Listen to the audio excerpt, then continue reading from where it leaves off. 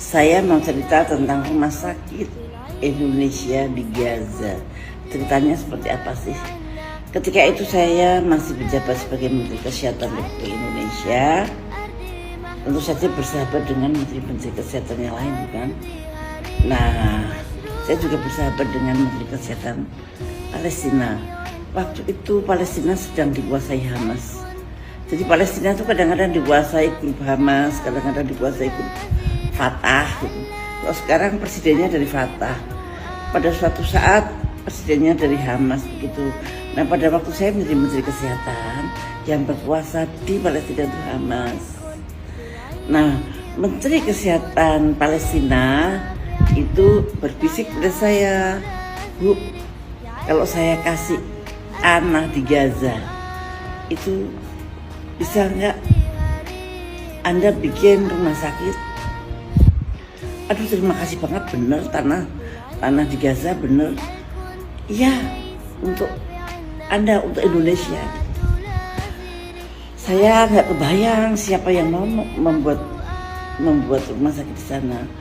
Pokoknya saya iyain dulu, nanti saya cari yang bisa bikin rumah sakit di Gaza. Nah, makanya begitu saya pulang dari sana, saya memanggil yang namanya Yusri Rizal. Yusri Rizal kebetulan memang sudah dekat dengan saya sejak tsunami. Nah, kemudian saya cerita sama Yusri, saya ditawarin loh sama Menteri Kesehatan Palestina mau dikasih tanah, tapi di Gaza. Di Gaza itu tempat perang loh, Yus. Saya juga heran, ngapain tempat perang dikasih rumah sakit, saya bilang. Wah, Yus itu bersyukur. Alhamdulillah. Kenapa, Yus? Ternyata Yus Rizal itu bercita-cita membuat rumah sakit di Gaza, tetapi dia memikirkan bagaimana caranya mendapat tanah di sana. Padahal saya sama Yus tidak pernah ngomongin tentang rumah sakit di Gaza. Nah, itu aneh, itu keanehan Tuhan menurut saya.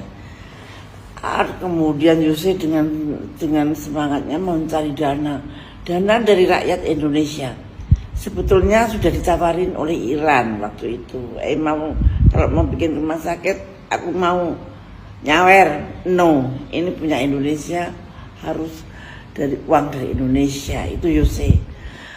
Terus kita cari uang tentu saja kami dari umat Islam dan dari pengajian ke pengajian kita kumpulin uang sedikit demi sedikit, dan kemudian kumpullah uang itu.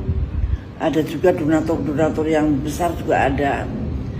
Kemudian kita rencanakan pembuatan itu, dan yang merencanakan, yang membuat gambar, yang merencanakan Pak Farid, namanya Farid Talib.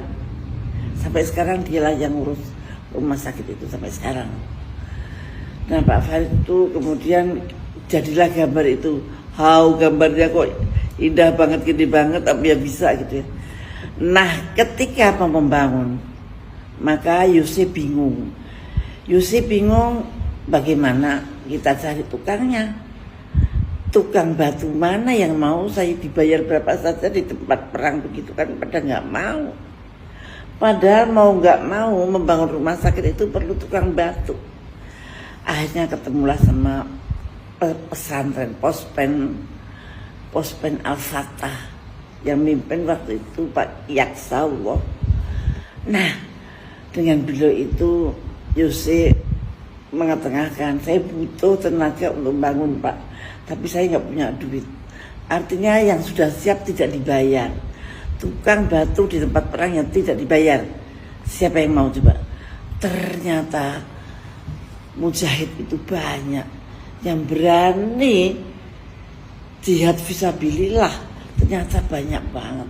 Pada daftar, ada guru, ada dosen, ada sarjana semua pada daftar.